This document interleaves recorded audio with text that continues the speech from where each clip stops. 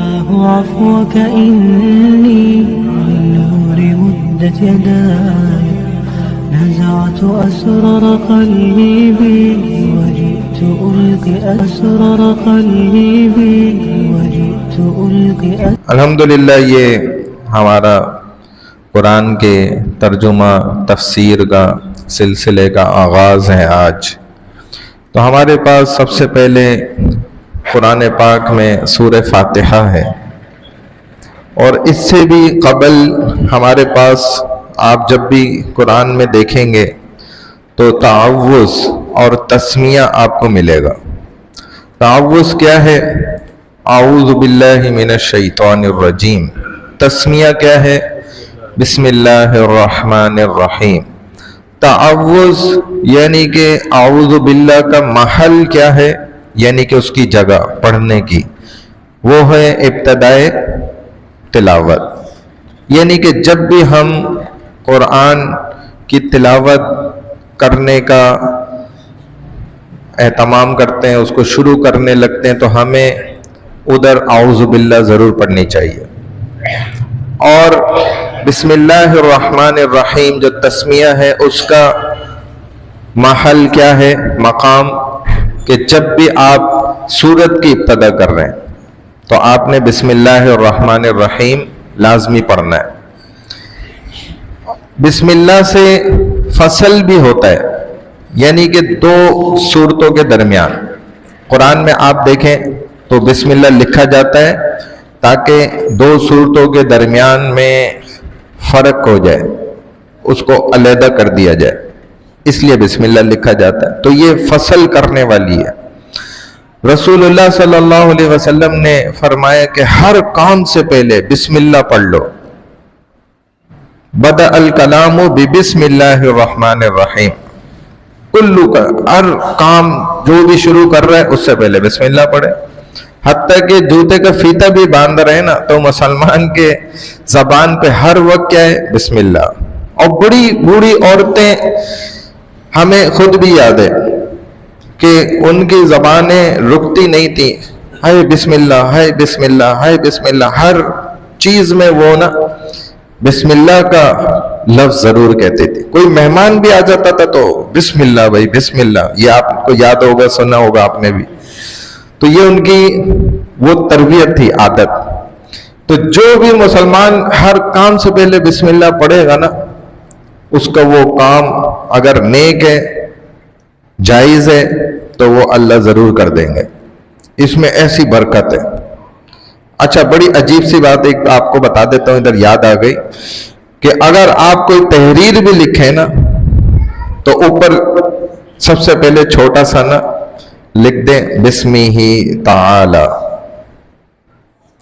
بسمہ تعالی اس لیے لکھنے کو کہہ رہا ہوں کہ بعض لوگ کہتے ہیں جی میں نے بسم اللہ الرحمن الرحیم آپ نے بولا، میں نے لکھ دیا، اس میں اللہ کا نام بھی آ گیا، رحمان بھی آ گیا، رحیم بھی آ گیا، تو وہ کہیں گرا دیا، کسی نے پھاڑ کے پھینک دیا، جلا دیا، فلانا ڈمکانا۔ حالانکہ یہ بھی غلط بات ہے ہماری۔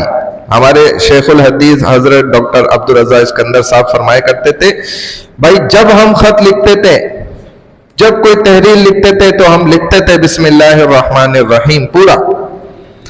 اور اس طرح تو قرآن بھی نہیں چھاپو، پھر پورا قرآن میں اللہ کا کلام ہے سارا، حدیثیں نہیں چھاپو، یہ بھی تو گر سکتی ہیں، شہید ہو سکتی ہیں، جل بھی سکتی ہیں، نعوذ باللہ، اور کیا کچھ ہو سکتا ہے۔ تو اس طرح تو پھر کسی بھی کاغذ پہ ہی نہ لکھو، اللہ کا نام ہی ختم ہو گیا، نعوذ باللہ۔ ایسے تو جیسے اکثر ہمارے طلبہ اسٹوڈنٹس نہ کہتے ہیں کہ سر آپ عربی تو بول رہے ہیں، ہمیں تیاری کرنے کو، ہم غلطی کر لیں گے تو پھر کون ذمہ دار ہوگا؟ تو ایسے جو ہے نا آنکھیں دکھا کے وہ یہ بات بولتے ہیں۔ تو ہم ان کو سمجھاتے ہیں بھائی صاحب آپ طالب علم ہیں، یہی تو طالب علم کو چھوٹ ہوتی ہے اللہ کی طرف سے کہ اس کا گناہ پھر گناہ نہیں مانا جاتا، وہ تو غلطی سیکھ رہا ہے۔ تو سیکھنے کے زمانے میں کیا ہے، اللہ تعالیٰ غلطی کو معاف کرتے ہیں۔ تو بہرحال یہ تو بڑی تفصیل ہے اور بڑی باتیں، بڑے واقعات ہیں، وہ چلتے رہیں گے انشاءاللہ۔ اب تعوذ آپ سمجھ گئے اور تسمیہ سمجھ گئے. تعوذ یہ خاص کلام الہی ہے، اللہ کی کتاب، اس کے شروع کرنے میں نا اس کو رکھا گیا. ورنہ آپ دنیا کی بے تحاشا کتابیں ہیں، کتنی کتابیں آپ کو ملیں گی، ان میں کسی کو یہ خاصیت حاصل نہیں ہے.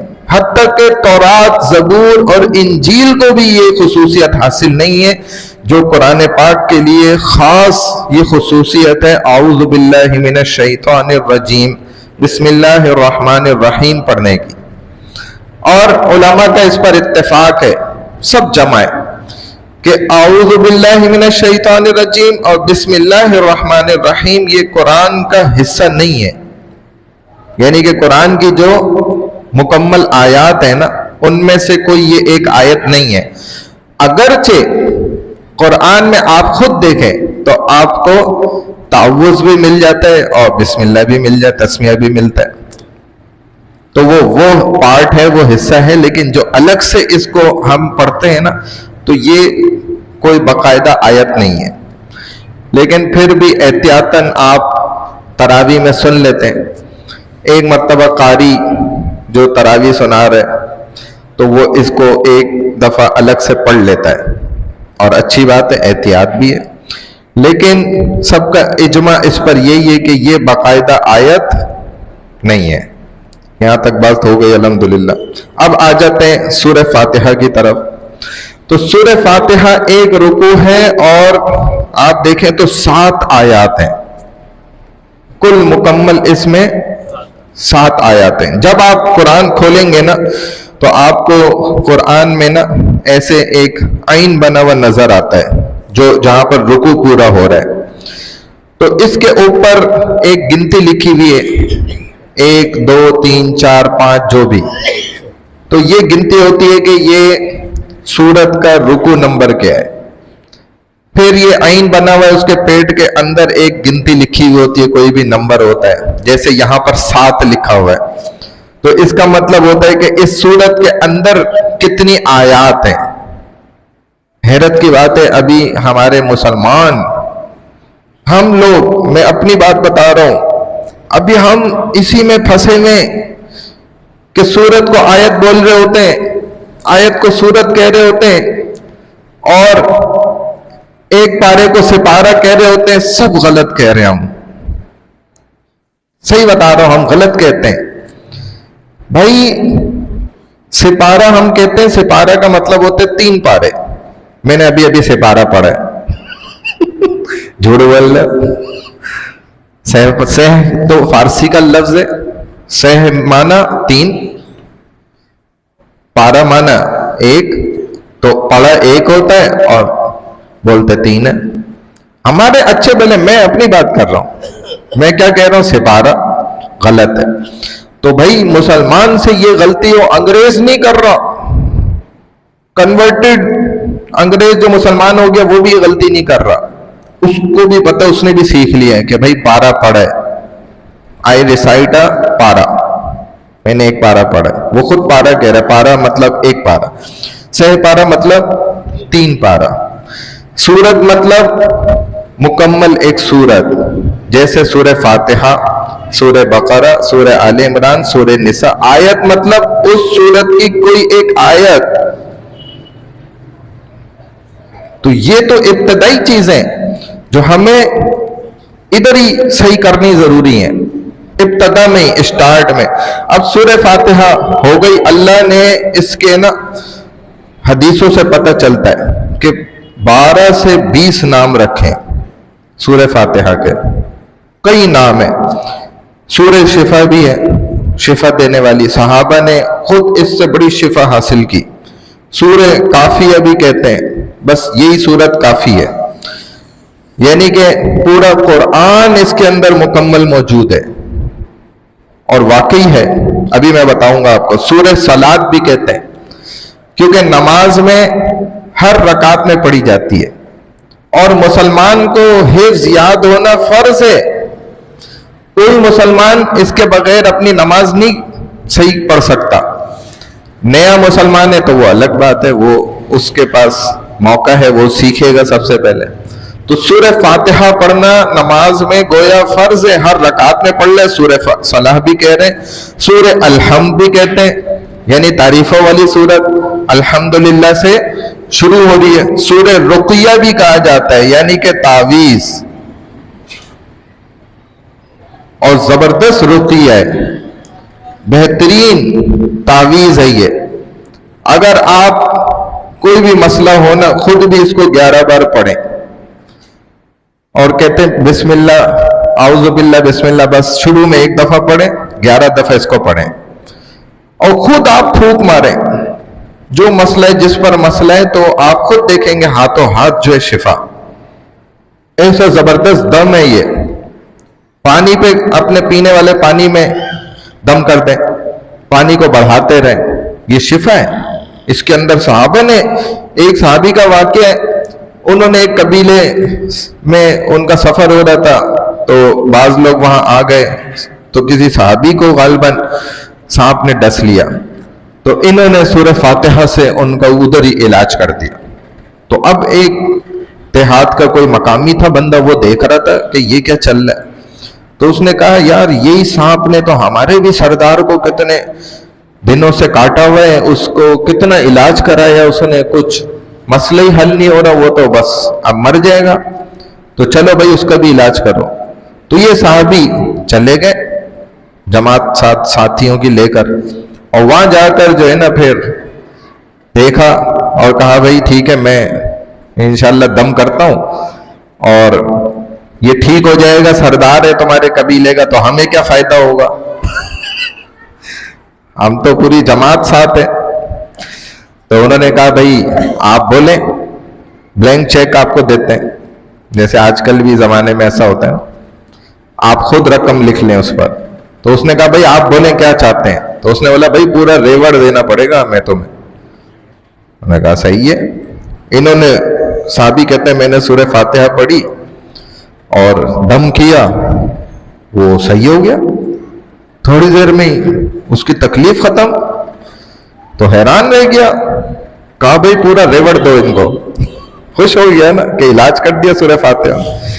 اب غیر مسلم کو کیا پتا ہمارے قرآن کی تعظیم کا اور اس کے فضائل کا. تو ایسی صورت ہے، سورۃ الاساس ہے، سارا اثاثہ اس کے اندر موجود ہے. ام القرآن ہے، قرآن کی گویا ماں ہے، تمام صورتوں کی یہ والدہ ہے. یہیں سے تو ابتدا ہوئی نا، تو ماں سے ہی خاندان چلتا ہے. تو قرآن کہاں سے چلنا شروع ہوا؟ سورہ فاتحہ سے. سورۃ الکنز ہے، خزانہ، اور خزانہ کسی کو مل جائے تو ہمارے ہاں وہ کیا ہے، خوش نصیب انسان ہے. اچھا بڑی حیرت کی بات ہے، زمین سے اگر ہمارے ہاں بھی نا کسی کے بھی گھر کی زمین سے، کسی کے اپنے جائیداد سے، پلاٹ سے اگر گیس نکل آئی، پیٹرول نکل گیا، ڈیزل نکل آیا، خزانہ نکل آیا، کوئی بھی قدرت کا، تو وہ پھر کس کی ہوتی ہے؟ سرکار کی، حکومت کی. اور اگر جو ہے چرس نکل آئی اب یہ کس کی ہے بھائی؟ یہ اسی بندے کی. پاڑو ان لوگوں پہ اندر کرو. یہ بڑا نا عجیب سلسلہ ہے، اللہ بچائے. بہرحال تو خزانہ یہ اللہ نے ہمیں نا زبردست دیا. اور فاتحہ تو اس کا مشہور نام ہے، سورہ فاتحہ. فاتحہ کے معنی کیا ہے کہ کھولنے والی سورت. آپ نے قرآن کھولا ہی یہیں سے، اور یہ قرآن کو خود کھول رہی ہے، شروعات ہی یہ سورہ فاتحہ کر رہی ہے. اور دوسرے معنی ابتدا کرنے والی سورت، جس سے کسی بھی کتاب کی نا ابتدا ہو رہی ہے، اور وہ عام کتاب نہیں ہے بلکہ اللہ کی کلام والی کتاب ہے، یعنی کہ خود قرآن کریم. اور فرمایا کہ وَلَقَدْ آتَيْنَاكَ سَبْعًا مِّنَ الْمَثَانِي وَالْقُرْآنَ الْعَظِيمِ. تو اللہ تعالیٰ نا رسول صلی اللہ علیہ وسلم کو اپنی یہ نعمت بتا رہے خاص کہ تحقیق کے دیکھو ہم نے آپ کو نا 7 آیات والی ایک زبردست نعمت دی ہے، تحفہ دیا، یہ 7 آیات والی سورت. اور ہم نے قرآن بھی آپ کو دیا جو بڑا عظیم ہے. تو قرآن میں تو فاتحہ بھی تھی. اللہ آپ نے فاتحہ کو الگ سے کیوں اپنے رسول کو فرمایا کہ دیکھو میں نے آپ کو وہ بڑی نعمت دی اور میں نے یہ بڑی نعمت بھی دی قرآن. تو اللہ تعالیٰ ایک ہی دفعہ میں ہی سمجھا دیتے کہ بھائی دیکھو میں نے تمہیں پورا قرآن، اس پورے قرآن کے اندر ابتدائی سورۃ فاتحہ سے ہو رہی ہے. تو نہیں، اللہ نے بڑی خود اسپیشل پروٹوکول ہوتا ہے نا کسی چیز کے لیے، تو وہ خود قرآن میں اللہ نے دیا ہے کہ یہ اس کو آپ ہلکا نہ لیجئے گا، یہ کوئی معمولی سورت نہیں ہے. ہم نے آپ کو 7 آیات والی جو یہ سورت عطا فرمائی ہے نا، اللہ نے سورہ فاتحہ جیسی سورت نہ انجیل میں نازل فرمائی نہ ہی تورات کے اندر نازل فرمائی، لیکن یہ امت محمدیہ کو قرآن میں کی صورت میں اللہ تعالیٰ نے نا ہمیں دے دی. نبی کریم صلی اللہ علیہ وسلم نے فرمایا کہ میں تمہیں قرآن کریم کی نا سب سے بڑی اور عظیم سورت سکھانے لگا ہوں. اور پھر آپ نے سورہ فاتحہ سکھانا شروع کری. اور اس میں آپ دیکھیں نا تو اب یہ جو آیات کی ڈویژن ہے، تقسیم ہے، وہ میں آپ کو بتاتا ہوں. بڑی حیرت انگیز ہے یہ بھی نا. اس کے جو ہے نا 3 بڑے آبجیکٹس ہیں، یعنی کہ مضامین، سبجیکٹ بھی اس کو کہہ سکتے ہیں آپ. وہ کون کون سے؟ توحید ہے، نبوت ہے اور آخرت ہے. توحید، نبوت اور آخرت. اب دیکھیں تو پہلی 2 آیات اور چوتھی آیت جو ہے نا اس میں اللہ سبحانہ وتعالیٰ نے توحید کو بیان کیا. الحمدللہ رب العالمین الرحمن الرحیم اور ایاک نعبد و ایاک نستعین، تیسری آیت کو چھوڑ کر. پہلی 2 آیات اور چوتھی آیت. تیسری آیت جو ہے یہ قیامت کی طرف اشارہ کرتی ہے. آخرت، day of judgment, life after death, جو روز قیامت محشر کا دن قائم کیا جائے گا، جو مرنے کے بعد دوبارہ زندگی شروع کی جائے گی، دوبارہ زندگی دی جائے گی. 5ویں اور 6ٹھی آیت میں نبوت کا ذکر ہے. اہدنا الصراط المستقیم صراط الذین انعمت علیہم غیر المغضوب علیہم ولا الضالین. یہ نبوت کا اللہ تعالیٰ یہاں پر ذکر فرما رہے ہیں. یہ ان آیات کی نا تقسیم ہے. اب دیکھیں آگے بڑھتے ہیں. اس صورت میں اللہ کی ذات، اللہ کی توحید، صفات، حمد یعنی کہ تعریف، عبادت، استعانت یعنی کہ مدد طلب کرنا، مدد پکڑنا، دعا، خود پوری یہ دعا ہے، آخرت، ہدایت، عبادت، سب کا ذکر کیا. اللہ نے اس صورت میں آدم علیہ السلام سے لے کر جو آخرت تک آخری آنے والا انسان ہے نا، بھلا انسان، نیک، اس کا بھی ذکر کیا. اور شیطان سے لے کر قیامت تک آنے والے جتنے برے اور بد انسان ہیں نا، غیر المغضوب علیہم ولا الضالین، یہی تو اشارہ کر رہے ہیں کہ اللہ ان بدبختوں سے ہمیں بچا کے رکھے، اور جن پر آپ کا غصہ ہوا، غضب ہوا. تو یہ وہ جو شیطان سے، ابلیس سے لے کے آخر قیامت تک آنے والے جتنے برے انسان ہیں نا، ان سب کا اس کے اندر ذکر کیا ہے. ہر کافر، مشرک، لعنتی، فاجر، فاسق، گناہگار، ان سب کا ذکر کیا.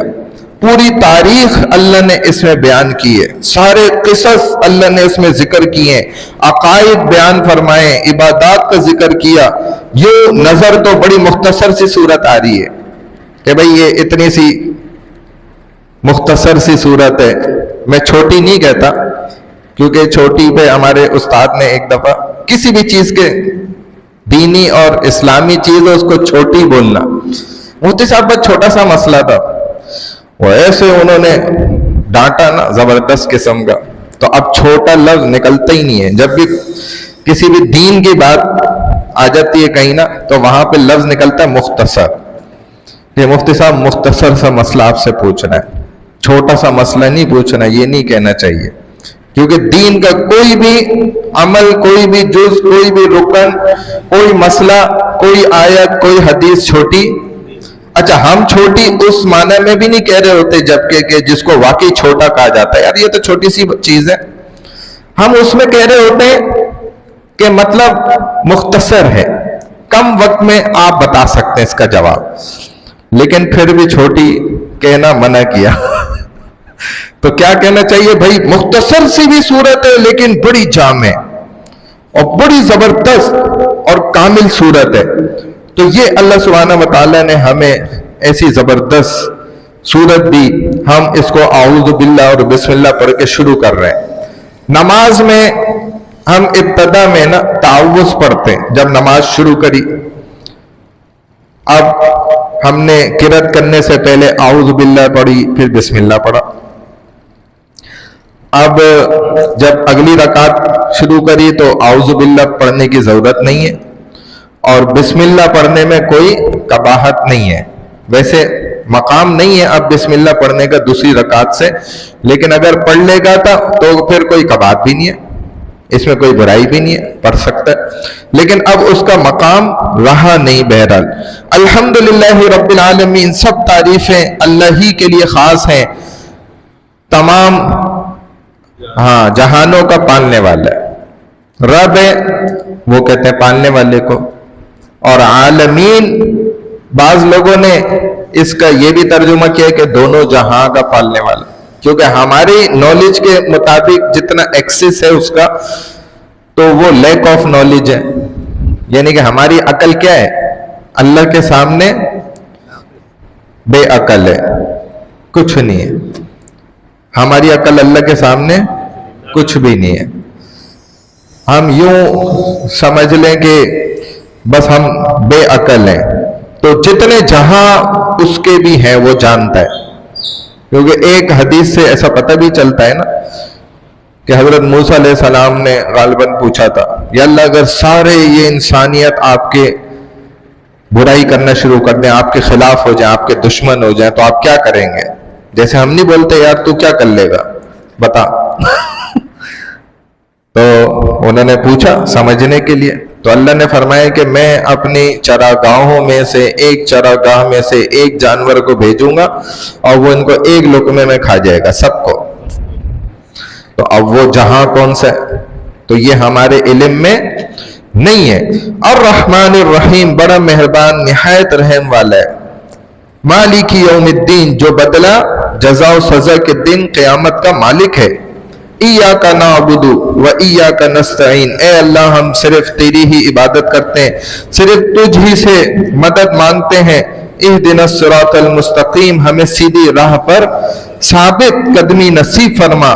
صراط الذین انعمت علیہم، ان کی راہ پر ثابت قدم رکھ جن پر تو نے انعام کیا. غیر المغضوب علیہم ولا الضالین، ان کی راہ پر نہیں جن پر تیرا غضب اترا اور جو گمراہ ہوئے. تو یہ میں نے آپ کو ان 7 آیات کا نا سرسری ترجمہ بتا دیا. اب اس میں ایک دو چیزیں سمجھ لیں جو بہت ضروری ہیں کہ سورہ فاتحہ کے بغیر نماز نہیں ہوتی. بعض حضرات ان کے دلائل اپنی جگہ ہیں، ہمارے دلائل احناف کے اپنی جگہ ہیں. ہم امام کے پیچھے جو ہے خلف الامام جس کو کہا جاتا ہے، جب آپ امام کے پیچھے نماز پڑھتے ہیں تو آپ خود مقتدی ہوتے ہیں، جو آگے ہوتا ہے وہ امام ہوتا ہے. تو امام کی تقریباً سارے ارکان وہ آپ کے بھی ہوتے ہیں.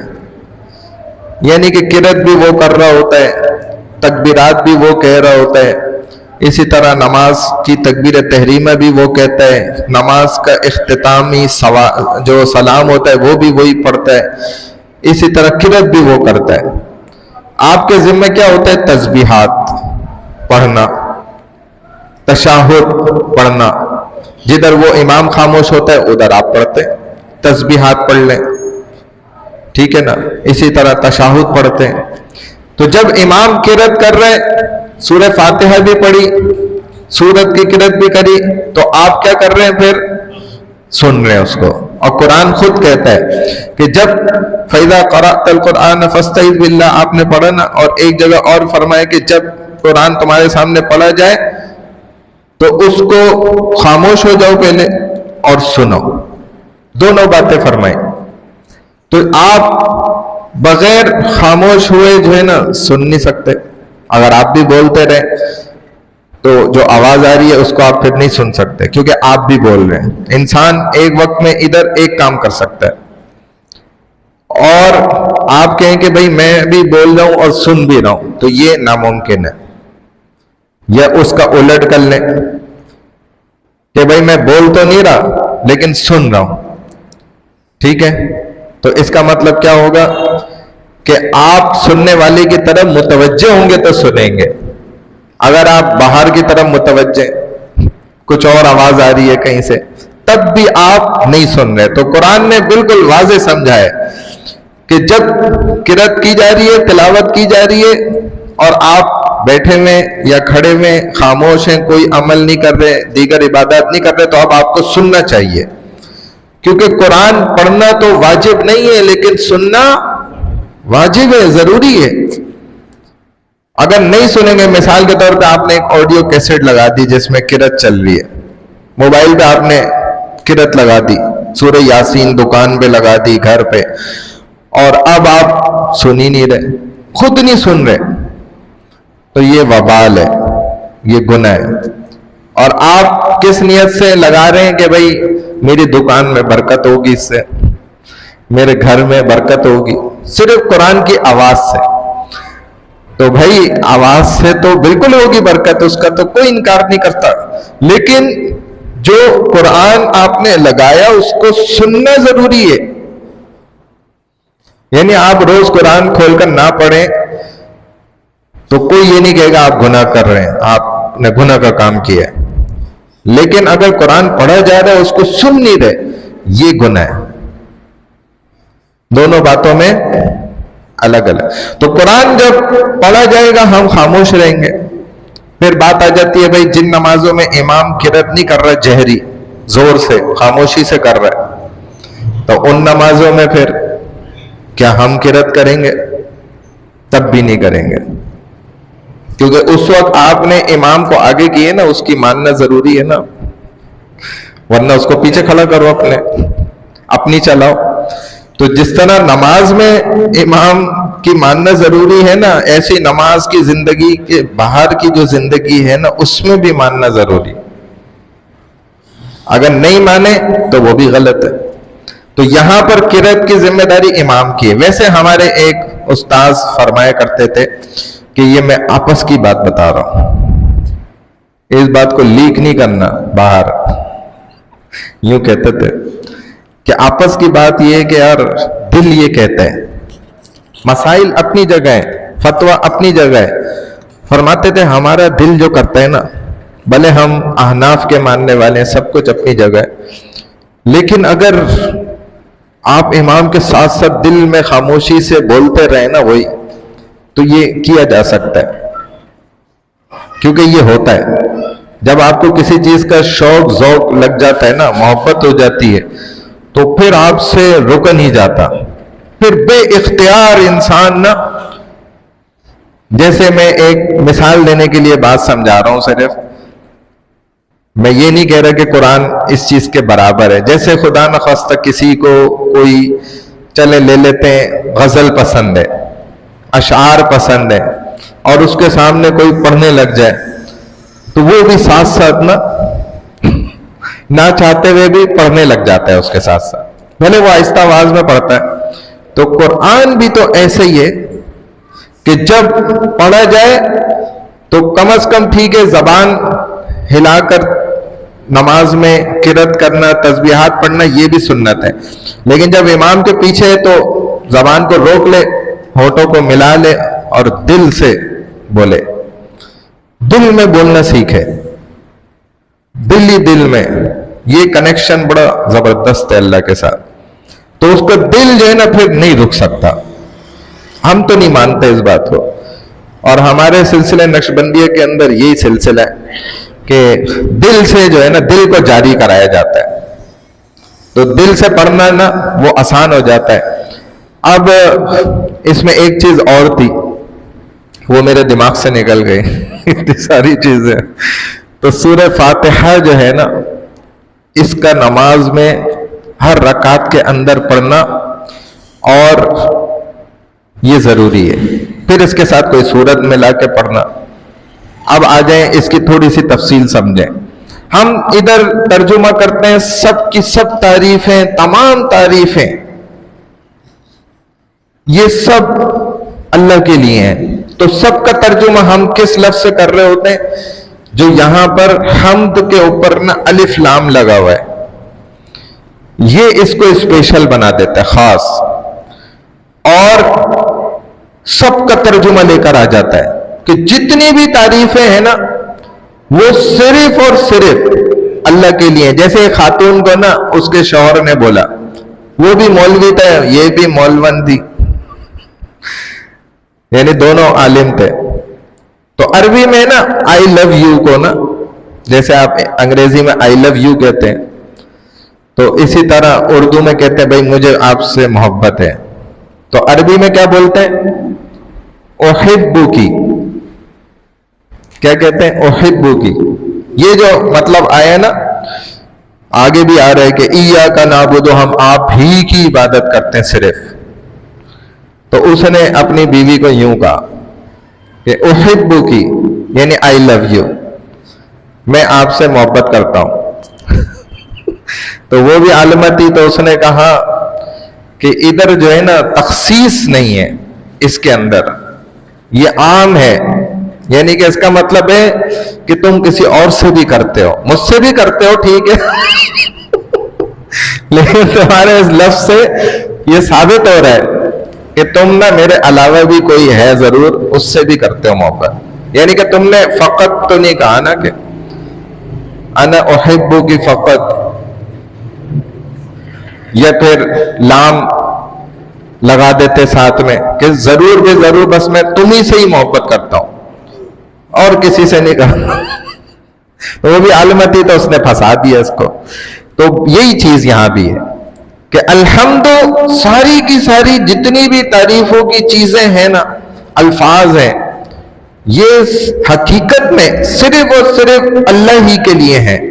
رب العالمین, جو پالنے والا ہے سارے جہانوں کا, پالنے والا گھر کا جو سربراہ ہے نا وہ نہیں ہوتا. اسی لیے کسی اللہ والے نے بڑی زبردست بات کہی, فرمایا کہ ایک انسان مر گیا نا, اور اس کے مرنے کے بعد پھر اس کے گھر والوں نے کہا کہ اب ہمارا کیا ہوگا, تو فرمایا کہ اب اس کی نا قبر میں پٹائی شروع ہو جائے گی, کیونکہ اس نے یقین ان کا خراب کر دیا, یقین بگاڑ دیا کہ بھائی میں تمہیں کھلا رہا تھا. یہ یقین نہیں ہونا چاہیے. جیسے روز آپ خرچ کر رہے ہیں نا گھر میں سب, لیکن ان کا ذہن صحیح کرنا ضروری ہے. بھائی میں نہیں بھی ہوں گا تو رب تمہیں پالتا ہے, یہ یقین ان کا صحیح کرانا بہت ضروری ہے. رب العالمین, پالنے والے صرف اللہ ہی ہیں اور کوئی نہیں پال سکتا. یہ آج بھی اسی طرح ہے جیسے ابتدائے دنیا کے وقت تھے, اس وقت جیسے اللہ پالتے تھے, آج بھی اللہ ویسے ہی پالتے ہیں. اور پالنے میں نا کامل ہے, رب کامل ہو. اس کا مطلب کیا کہ دیکھو اللہ نے نا ہمارے پانی کو بھی پالا, سنبھال کے رکھا انسان کی ہڈیوں کے اندر. وہاں سے میری آپ کی ابتدا ہوئی. وہ پانی کس نے پیدا کیا؟ رب نے. اس کو سنبھالا کس نے؟ رب نے. اس کو منتقل کس نے کیا؟ رب نے. اس کی طاقت کس نے دی؟ رب نے. پھر اس نطفے کو ٹھہرایا کس نے؟ رب نے. یہ اللہ پال ہی تو رہے, ایسے پالتے ہیں.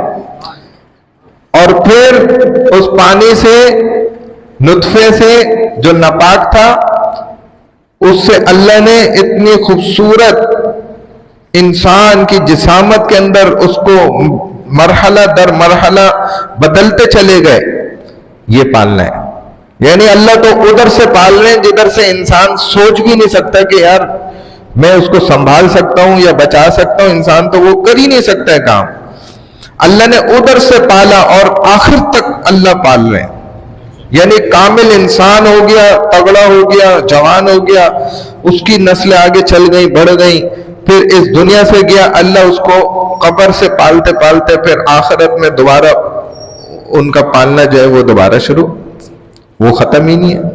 اور انسان کے بارے میں کیا ہے، وہ مرے گا نہیں، یعنی ختم نہیں ہو، منتقل ہوتا جائے گا، انتقال ہوتا رہے گا اس کا، اور آخر جنت میں پہنچے گا. اب انلمیٹڈ لائف ہے، نہ ختم ہونے والی زندگی.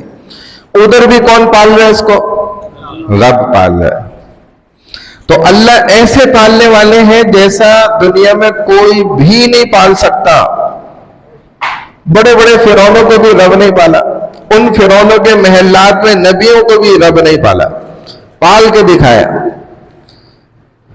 تو اللہ ایسے زبردست پالنے والے، یہ یقین ہونا چاہیے. الرحمن الرحیم، رحمان ہے، یعنی کہ اس کی رحمت ہے اس کائنات میں، تو یہ سب کچھ ٹھہرا ہوا ہے. اللہ کی رحمت اگر ہٹ جائے نا، متوجہ نہ رہے، تو یہ دنیا ایسے سے ہلنے لگے گی اور تباہ ہو جائے گی. اللہ کی رحمت ہے جو ایک ایک سیکنڈ پر ہر چیز جو ہے نا چل رہی ہے اور گزر رہی ہے، اور اپنے وقت پہ وہ ایک سیکنڈ آگے پیچھے نہیں ہو رہی. یہ اللہ کی رحمت ہے. رحمان، ایسا زبردست رحمان ہے کہ ماں بھی کیا رحمت برساتی ہوگی جو رب برساتے ہیں.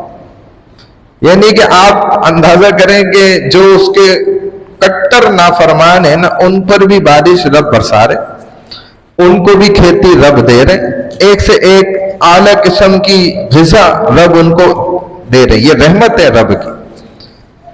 اس کی رحمت سے کوئی بھی نا امید ہو ہی نہیں سکتا. جو نا امید ہو جائے وہ کفر ہے کہ بھائی اللہ کی کوئی رحمت تھوڑی ہے، تو میری اپنی محنت ہے، میں اپنی محنت سے پہنچا ہوں یہاں تک. نہیں، ایسا نہیں ہے. اگر اس کی رحمت شامل حال نہ ہو تو انسان ایک قدم آگے نہیں بڑھ سکتا.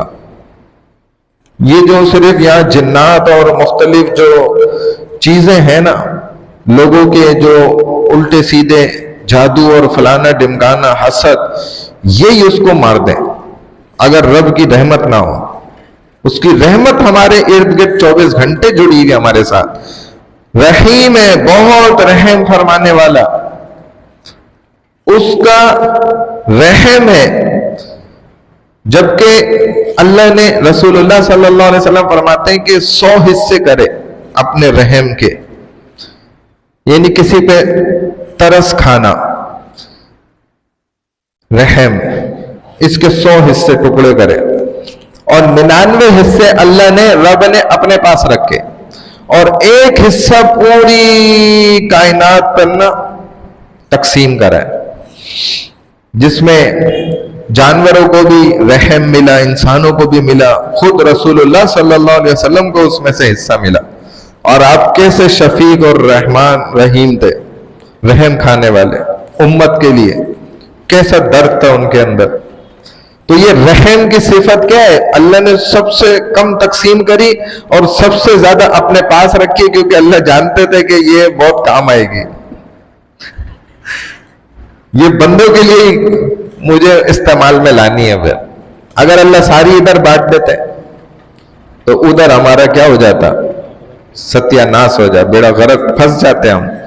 پھر تو اللہ کسی پہ رحم ہی نہیں کھاتے نا. تو وہاں اللہ کیسے کیسے واقعات ہیں کہ رحم کھا جائیں گے. ایک شخص جہنم کی لائن میں لگا ہوا ہوگا، اس کو یقین فیصلہ ہو چکا ہوگا، وہ جہنم کی لائن میں قطار آگے جا رہی ہے، وہ جہنم میں ڈالے جا رہے ہیں لوگ، وہ اسی لائن میں بڑھتا جا رہا ہے. ایک دم اس کو ایک مسلمان دیکھے گا، وہ دیکھ کر کہے گا کہ یہ کیسے ادھر کھڑا ہو گیا. اس کو جا کے پکڑے گا وہاں سے، وہ کہے گا بھائی ادھر آؤ، نکلو تم یہاں لائن سے، اور اللہ کے پاس لے جائے گا. فرشتے کو بولے گا تو فرشتہ اللہ کے پاس پہنچا دے گا. وہ کہے گا یا اللہ، اس نے تو دنیا میں مجھے ایک گلاس پانی پلایا تھا، یہ جہنم میں کس طرح جا رہا ہے؟ تو بس اللہ ताला रहम फरमाएंगे और कहेंगे भाई ठीक है, इसको अपने साथ जन्नत में ले जाओ। ये अल्लाह का रहम है। एक शख्स आएगा, उसके पास वो एक नेकी तलाश कर रहा होगा, उसकी एक नेकी कम होगी बस तराजू में, वो एक नेकी मिल जाए तो वो कामयाब हो जाए। अब ये ढूंढ रहा होगा, उसके अपने माँ बाप बहन भाई कोई नेकी नहीं दे रहे होंगे उसको, सब अपना नफसी नफसी में लगे होंगे। तो इसको एक शख्स मिलेगा, वो कहेगा कि भाई मेरे पास तो है ही एक ही नेकी, मैं तो वैसे ही मेरा काम तमाम हुआ है, तुम ये ले लो नेकी, जाओ तुम्हारा काम कम से कम बन जाए। यानी ऐसा भी रहम खाने वाला उधर मौजूद होगा। अल्लाह के रसूल खुद फरमा रहे। तो ये उससे नेकी पकड़ेगा और दौड़ता हुआ जाएगा अल्लाह के पास, या अल्लाह ये मिल गई नेकी। तो अल्लाह पूछेंगे किसने दी है भाई, उसको तो लेकर आ। हमसे बड़ा आज रहम खाने वाला सखी कौन इधर है, हम भी तो देखें। तो वो पकड़ के लाएगा इसको कि अल्लाह इसने दिए, खुर्शीद भाई ने दिए मुझे नेकी। समझाने के लिए नाम ले रहा हूं, ये इनकी तो नेकियां भरी भी होंगी हमसे भी ज्यादा इंशाल्लाह। ये तो वैसी नेकियां बांटेंगे। तो वो उसका हाथ पकड़ के ले आएगा। अब अल्लाह कहेंगे कि भाई तू बड़ा सखी बन रहा है आजकल। सखावत की तो हमारी ये शान, हम रहम खाते हैं। तो चलो आज हम तुम्हें दिखाते हैं कि हम भी तुम्हारे रब ही हैं, तो जाओ इसको भी जन्नत में डालो। तो ये अल्लाह की ना रहम खाने की सिफत है। मालिक यौमिद्दीन, जो बदला जजा और सजा के दिन क़यामत का ना मालिक है। आज हम समझ रहे हैं कि हमारी ऑनरशिप है। मालिक यानी मिल्कियत, ऑनरशिप। मैं समझ रहा हूं ये जो कपड़े मैंने पहने हैं, जो मेरी जेब में पैसे हैं, ये जो मेरी गाड़ी है, ये जो मेरा बंगला है, बैंक बैलेंस है, ये मेरा है। मेरा से यही मुराद होता है, मतलब होता है कि भाई मेरी मिल्कियत है, मैं इसका वारिस हूं, मैं इसका मालिक हूं, ये मैं जो चाहे इसके साथ कर सकता हूं। हालांकि मुझे यही नहीं अभी तक समझ आई कि वो जो चाह रहे हैं वो मेरे साथ हो रहा है। उल्टा चल रहा है हिसाब। मैं समझ रहा हूं मैं जो चाह रहा हूं ना अपनी जायदाद से, अपनी मिल्कियत से, चीजों से, वो मैं कर रहा हूं, हालांकि ये नहीं हो रहा। वो जो चाह रहे हैं ना मुझसे वो हो रहा है। तो वो सारी चीजें ना, मैंने बताया था ना अल्लाह वाले से, वो जब कोई मजजूब, हमने भी देखा है मजजूब अल्हम्दुलिल्लाह, और ये बड़ी बात होती है कि आपको कोई मजजूब मिल जाए, यानी कि जिसके अंदर रब उतर गया हो अंदर। अब उसके सामने दुनिया की किसी चीज की ना कोई हैसियत वो रहती नहीं है। तो उनसे जब पूछा जाता था भाई ये क्या है, वो कहते थे ये भी रब है, वो क्या है, वो भी रब है, वो क्या है, वो भी रब है। वो जूता लेकर गए, पूछा किसका है, तो कहा अल्लाह का जूता है। तो हर चीज में चूंकि वो वाकई अल्लाह ही की है, मिल्कियत मेरी थोड़ी है, तो रब ही असल मालिक है। लेकिन वो अल्लाह ये समझा रहे कि याद रखो वो जो दिन आएगा ना, अभी तो मैंने तुम्हें छोड़ा हुआ है, हूं तो अभी भी मैं ही मालिक, लेकिन मैंने अभी तुम्हें छूट दी है दुनिया में, जो चाहे करते रहो। लेकिन याद रखो जब उधर आओगे ना, हमारे सामने पेश किए जाओगे, ठीक है ना, तो जब सफ़े दुरुस्त की जा रही होंगी, ज़ालिकल यौमुल हक, वो हक का दिन है, डे ऑफ जजमेंट। तो बस उस दिन फिर तुम देखना कि हमारी ही बादशाही चल रही होगी। उस दिन फिर बड़े बड़े बादशाह क्या होंगे, घुटने टेक देंगे, बोलेंगे आज हमारा अपना मसला पड़ा हुआ है, हम किसी का मसला क्या सही करेंगे। तो वो ऐसे दिन का भी मालिक है। ये वजाहत कर दी अल्लाह ने, इय्याका नअबुदु व इय्याका नस्तईन, ए अल्लाह हम सिर्फ आप ही की इबादत करते हैं। और वैसे आपका लफ्ज कहना सही नहीं है अल्लाह को, ये भी सुन लें, अल्लाह को तू कहना ही सबसे अच्छा है। या अल्लाह तुम, या अल्लाह तू ऐसा कर दे, या अल्लाह तू ही कर सकता है। हम तो उसमें इज्जत देने में कहते हैं ना आप, तो आपका मतलब में ना एक से ज्यादा भी आ जाते हैं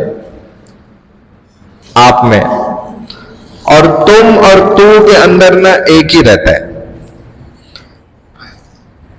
جیسے انگریزی میں آپ کہتے ہیں یو تو اس کا معنی ہوتا ہے تم، اور اردو میں ہم کسی کو، بڑے کو، بزرگ کو تم نہیں کہتے، یہ بے ادبی سمجھی جاتی ہے، آپ کہتے ہیں، وہ عزت ہے۔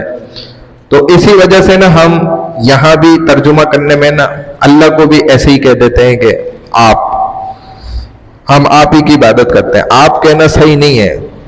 اے اللہ ہم صرف تیری ہی عبادت کرتے ہیں، ہم صرف تمہاری ہی عبادت کرتے ہیں۔ اس میں اب پتہ چلے گا کہ ہاں اللہ ایک ہی ہے، تو اور تم کے اندر یہ بات آ جاتی ہے خود ہی۔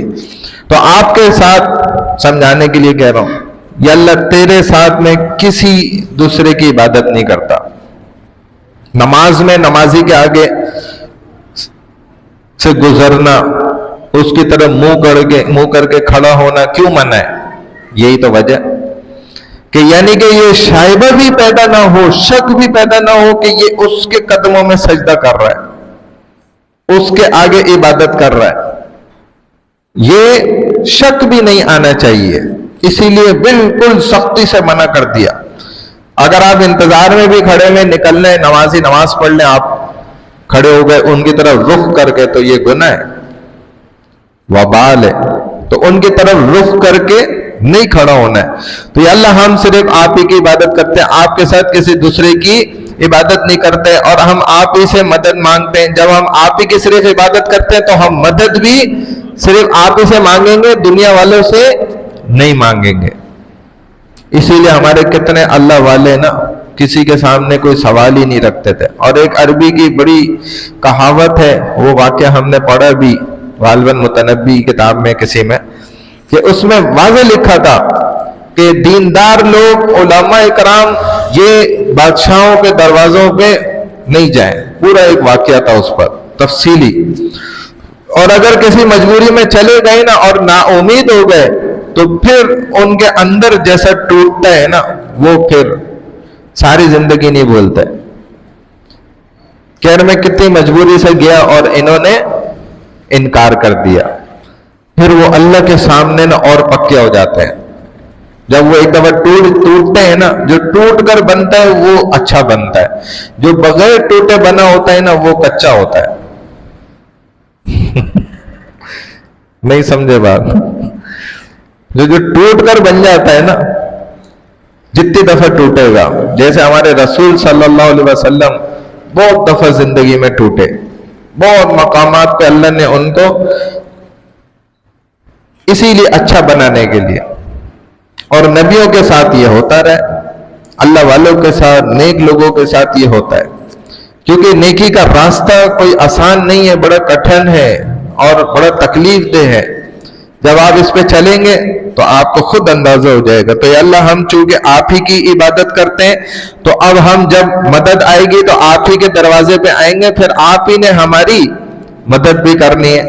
تو دن میں 5 بار بندہ نماز پڑھ لائے، اور ہر نماز میں ہر رکعت کے اندر یہی کہہ رہا ہے، اور پھر بھی اگر اس کو اس کا یقین نہیں آ رہا تو یہ بڑی غفلت کی زندگی ہے۔ اہدنا الصراط المستقیم، ہمیں سیدھی راہ پر ثابت قدمی نصیب فرما۔ اہدنا ہمیں ہدایت دے دے۔ ہدایت 2 طرح کی ہوتی ہے، ایک ہوتی ہے اراءۃ الطریق، ایک ہوتی ہے ایصال الی المطلوب۔ اراءۃ الطریق کیا ہے؟ کہ راستہ دکھا دینا۔ دوسرا ایصال الی المطلوب کا مطلب کیا ہے؟ کہ منزل تک پہنچا دینا۔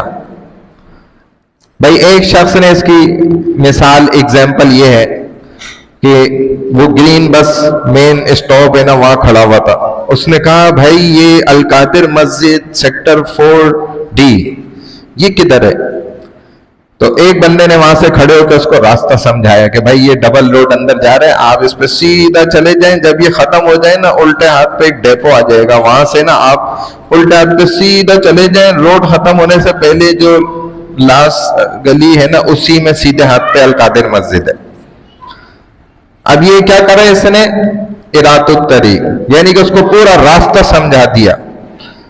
اور ایصال الی المطلوب، اس نے جب اس سے پوچھا یار یہ القادر مسجد کدھر ہے؟ Sector 4D۔ اس نے کہا ارے القادر مسجد، میں بھی وہیں جا رہا ہوں۔ چلے میرے ساتھ. تو اپنے ساتھ اس نے گاڑی میں بٹھایا اور ادھر لا کے چھوڑ دیا. کہا یہ رہی القادر مسجد, میں بھی یہیں آ رہا تھا. تو یہ دونوں میں کیا ہے؟ راستہ دکھا دینا. نبی کا کام کیا ہے؟ نبیوں کا کام یہ ہوتا تھا اراءۃ الطریق, راستہ دکھا دینا, سمجھا دینا. ایک ایک چیز چپے چپے کی بتا دی, جیسے گوگل میپ بتا دیتا ہے. آپ اس میں ڈالیں ڈائریکشن, وہ آپ جس جگہ سے جانے ادھر تک کا ایک ایک چیز آپ کو بتائے گا کہ یہاں سے رائٹ مڑیں, پھر 200 میٹر جائیں, پھر لیفٹ مڑ جائیں, پھر چورنگی آئے گی وہاں سے ادھر مڑ جائیں. اس سے زیادہ اچھے انداز میں نبیوں نے امتیوں کو راستے سمجھائے. ہمارے نبی حضرت محمد مصطفیٰ صلی اللہ علیہ وسلم نے بھی ہمیں پورا راستہ سمجھایا جنت کا. دیکھو یہ سیدھا راستہ ہے. اب لوگ ادھر ادھر مڑ گئے, کوئی کدھر نکل گیا, کوئی کدھر نکل گیا اپنے اپنے راستوں پہ. تو لیکن نبیوں نے پورا ایک ایک چپا چپا سمجھا دیا, بتا دیا, اس راستے پہ چلو گے تو جنت سیدھا پہنچ جاؤ گے انشاءاللہ. اب رسول اللہ صلی اللہ علیہ وسلم کے اندر اتنی زیادہ کڑن تھی, محبت تھی, اور آپ کے اندر اتنا درد تھا کہ سینے سے آواز تک آیا کرتی تھی. اس کی بنیاد پر نبی چاہتے تھے کہ میں اس کو پکڑ کے نا جنت میں پھینک دوں. آپ کی یہ چاہت ہوتی تھی کہ میں اپنے امتیوں کو, اور ایک بھی اگر غیر مسلم مر جاتا تھا نا اسلام کے علاوہ زندگی, تو آپ رو جاتے تھے, آپ کے آنسو نکل جاتے تھے. جنازہ جا رہا ہوتا تھا, آپ رو رہے ہوتے تھے. صحابہ پوچھتے تھے یا رسول اللہ کیا ہو گیا؟ تو میرے ایک امتی بغیر کلمے کے چلا گیا. تو یہ آپ کی طرف تھی, آپ پوری کوشش کرتے تھے. کئی موقعوں پر ایسا ہوا واقعات میں, تو وہاں پہنچے اور بچے نے جو ہے کلمہ پڑھ لیا اور پھر اس کی روح نکل گئی. تو آپ خوش ہو گئے کہ یہ زبردست کام ہو گیا, بس آج تو ایک امتی جہنم میں جانے سے بچ گیا. تو یہ محنت ہوتی تھی اللہ کے رسول صلی اللہ علیہ وسلم. تو نبی تو دل سے یہی چاہتے تھے. آپ اس قدر یہ چیز آپ کے اندر بڑھ گئی نا جب بہت زیادہ, کہ بس آپ کا بس نہیں چلتا تھا کہ میں کس طرح ہر کسی کو پکڑ کے نا بس جنت تک پہنچا دوں. تو اللہ نے پھر آپ کو تسلی دی, سمجھایا کہ اے ہمارے رسول, آپ ان کی وجہ سے اپنی جان کو ہلاکت میں مت ڈالیں کہ آپ ان کو جنت تک پہنچائیں گے, یہ آپ کی ذمہ داری نہیں ہے. آپ کا کام کیا ہے؟ پیغام پہنچا دینا. مؤذن نے اذان دی, پان کے کھوکے کی دکان مسجد کے گیٹ کے ساتھ ہے, بالکل قریب ہے, 10 قدم وہ آ سکتا ہے مسجد میں. 5 دفعہ اذان سن رہے, کئی مرتبہ سن رہے, کئی سالوں سے سن رہے, اور مسجد میں نہیں آ رہا. حالانکہ دیکھ بھی رہے نمازی آ رہے ہیں, لوگ کدھر کدھر سے دور دور سے چل کے آ رہے ہیں. تو اب اس کو کوئی فرشتہ آئے گا نہیں انویٹیشن لے کر کے آپ جناب کو اللہ نے یہ انویٹیشن بھیجا ہے, بس آپ نماز کے لیے تشریف لے آئیں, آپ یہ ہدایت لے لیں. اب ہدایت ایسے کوئی بھی لے کر نہیں پہنچے گا ہمارے پاس. یہی ہدایت ہے جو بار بار سنائی جا رہی ہے, بار بار بتائی جا رہی ہے. یہ اللہ ہمیں پہنچا چکے ہیں. نبی الیوم اکملت لکم دینکم واتممت علیکم نعمتی ورضیت لکم الاسلام دینا, پوری بات پہنچا چکے ہیں. اب آپ حاضرین صحابہ غائبین تک پہنچاتے جاؤ, اس کے بعد والے ان تک پہنچاتے جائیں, آگے تک. یعنی کوئی ایسا نہ بچے جس تک پیغام اور بات نہ دین کی پہنچ جائے, ہر کچے پکے گھر میں پہنچ جائے. یہ اہدنا الصراط المستقیم, اللہ میں سیدھے راستے پہ چلا. وہ سیدھے راستے پہ چلنے کے باوجود ہم اس راستے سے خود اپنے آپ کو گمراہ کر لیں اور تیرے راستے پہ چلنا شروع کر دیں, تو اس میں اللہ کا کوئی بھی قصور نہیں ہے, اس میں میرا اپنا آپ کا قصور ہے. صراط الذین انعمت علیہم, وہ راستہ بھی واضح کر دیا کہ ان کی راہ پر ثابت قدم رکھ جن پر تو نے انعام کیا, یعنی تیری رحمتیں اور برکتیں جن پر اتری ہیں.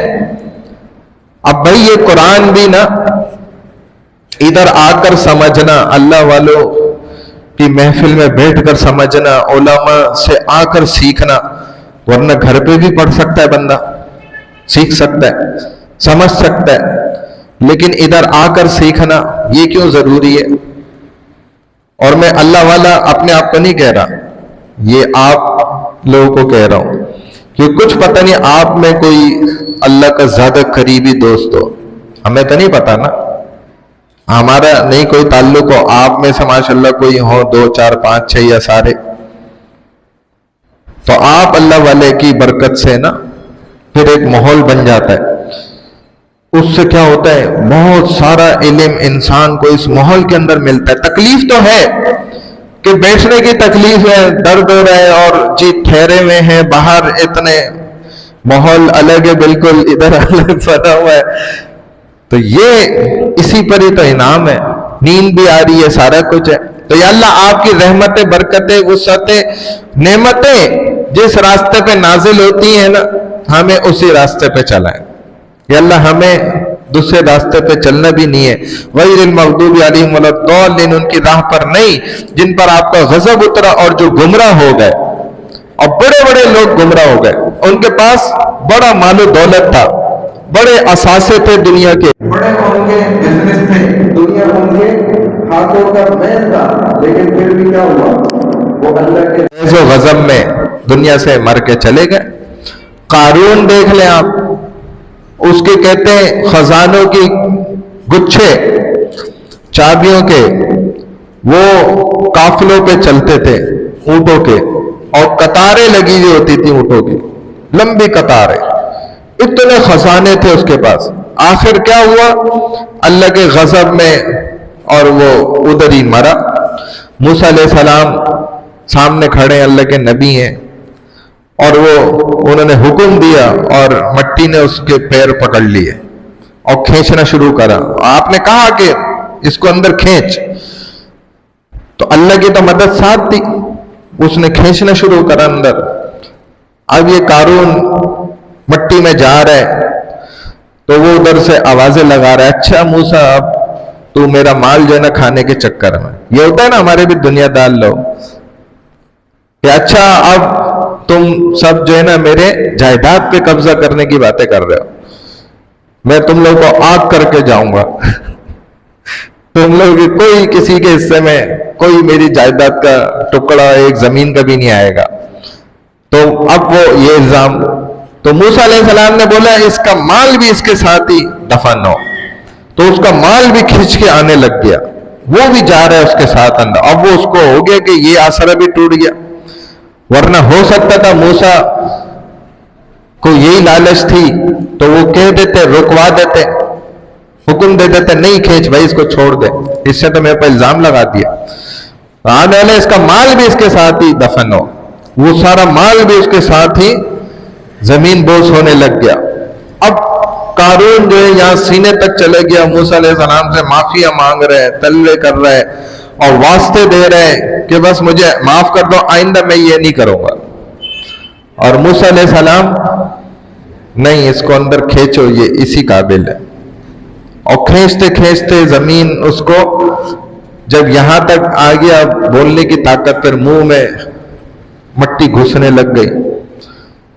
یہی حال فرعون کا ہوا تھا، 2 قطرے پانی کے، اس کو پانی نے دبوچا، پکڑا، جب ناک میں اندر گئے تو ساری فرعونیت نکل گئی باہر، 1 سیکنڈ لگا، اور وہ کلمہ پڑھنے لگ گیا موسیٰ علیہ السلام کا، اور جبرائیل فرماتے میں نے تیزی سے آیا اور کنارے سے نا گارا اٹھایا مٹی کا، لے جا کے نا فرعون کے منہ میں داخل کر دیا کہ اب یہ کلمہ پڑھنے کا وقت ہے جب تمہیں سارا نظام نظر آ گیا رب کا، فرشتے اس کو دکھنے لگ گئے نا، پورا نظام یہ تو سب غائب ہو گیا نا، موت۔ اچھا اس وقت بھی اگر وہ کلمہ پڑھ لیتا نا تو اللہ فرماتے میں اس کو تب بھی معاف کر دیتا، کیونکہ کلمہ تو پڑھتے ہی ساری گناہ نیکیوں میں بدل جاتے۔ ادھر بھی قارون کو معاف کرتے ہی وہ ظاہر ہے موسیٰ کا دین ماننے کو تیار تھا، وہ بھی مسلمان ہو جاتا۔ تو موسیٰ علیہ السلام نے لیکن اس کو نہیں چھوڑا، آخر وہ اپنے مال کے ساتھ کہتے ہیں کہ وہیں پہ دفن ہو گیا، مر گیا۔ تو اللہ نے پھر بعد میں نا ایک موقع پہ موسیٰ علیہ السلام کو کہا کہ اے موسیٰ، کتنی دفعہ اس نے تیرا نام لیا اور تجھے پکارا، اور کتنی دفعہ اس نے تجھے کہا کہ موسیٰ مجھے معاف کر دے، موسیٰ مجھے چھوڑ دے، میں کلمہ پڑھ لیتا ہوں۔ پہلے تو الٹ باتیں کرتا رہا کہ اچھا تو میرا مال بھی کھانا چاہتا ہے، میری جائیداد، میرے خزانے، کیا کچھ، میری بادشاہت تجھے چاہے، فلانا ڈمکانا۔ جب وہ سب ختم ہو گیا تو پھر وہ معافیا مانگنے لگ گیا۔ موسیٰ علیہ السلام پتہ نہیں کتنی دفعہ اس نے ان کا نام لیا، تو اللہ پاک کہنے لگ گئے موسیٰ اگر ایک دفعہ میرا نام لے لیتا نا، وہ ایک دفعہ صرف کہہ دیتا کہ اللہ میری توبہ، مجھے معاف کر دے، تو میں اس کو نکال کے باہر کھڑا کر دیتا۔ ایسے رب ہے۔